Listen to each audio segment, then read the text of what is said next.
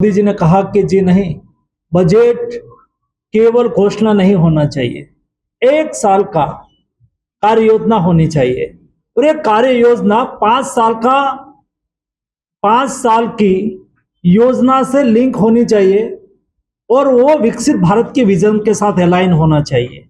और इसलिए मोदी जी ने बजट की परिभाषा बदल दी। दूसरा, समय के साथ बदलना आवश्यक है। विकसित भारत आज के यूथ एक कल के हमारे विकसित भारत के सारथी है।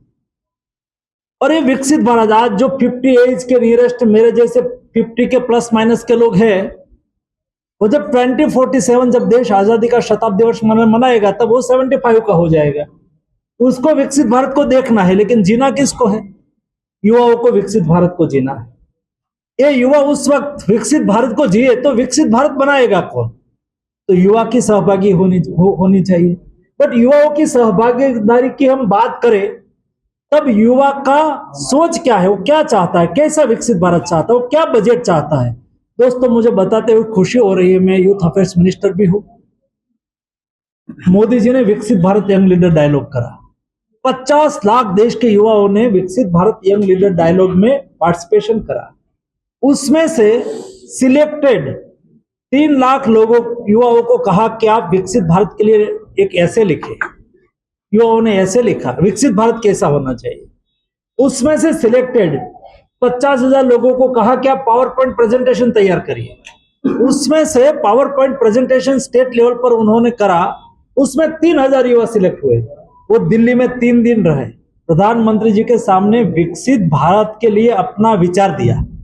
और अब एक युवा में बैठा था और खड़ा होकर अपनी बात रख रहा था, कैसे एआई में क्या करना चाहिए, वुमेन डेवलपमेंट में क्या करना चाहिए, एग्रीकल्चर में क्या करना चाहिए, स्मार्ट एग्रीकल्चर कैसे करना चाहिए। उसके ऊपर हम युवा ये चाहते हैं, ऐसा करके अपनी बात रख रहे थे। ये बजट में विकसित भारत यंग लीडर डायलॉग में युवाओं ने जो सुझाव दिया, इस सुझाव को भी शामिल करा गया। ये बजट में रिफॉर्म, परफॉर्म और ट्रांसफॉर्म कि जो प्रधानमंत्री जी ने 2025 में रेड फोर्ट से घोषणा करी थी, उसको आगे बढ़ाने के लिए भी सुनिश्चितता करी गई। रिफॉर्म कैसा होना चाहिए?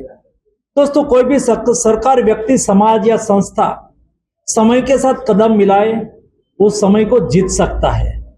समय के साथ रिफॉर्म करना, परफॉर्म करना, ये हमारी सरकार की रीति नीति रही है। और इसलिए हमने समय समय पर कदम उठाए, जिसका लाभ आज देश को मिल रहा है। दोस्तों, इस बजट में हमने कहा कि हमारा 3 कर्तव्य रहेगा। 3 कर्तव्य फ्रेमवर्क हमने तैयार करा। एक, आर्थिक वृद्धि को तेज करना, जो इकोनॉमिक गतिविधि को तेज करना, जनता की आकांक्षाओं को पूरी करना। और तीसरा, सबका साथ सबका विकास से हमें देश को आगे बढ़ाना।